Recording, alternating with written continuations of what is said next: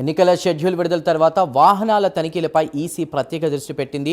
అనుమానం వచ్చిన ప్రతి వాహనాన్ని పోలీసులు ముమ్మరంగా తనిఖీలు చేస్తున్నారు. ఈ సందర్భంగా లెక్కాపత్రం లేనటువంటి నగదును పెద్ద ఎత్తున స్వాధీనం చేసుకున్నారు. నగదుతో పాటు భారీ సంఖ్యలో మద్యం బాటిళ్లను కూడా పోలీసులు స్వాధీనం చేసుకున్నారు. 2 రాష్ట్రాల నుంచి సోదాలు, తనిఖీల్లో తాము స్వాధీనం చేసుకున్న నగదు అలాగే మద్యం బాటిళ్ల వివరాలను ఎన్నికల సంఘం తాజాగా వివరించింది.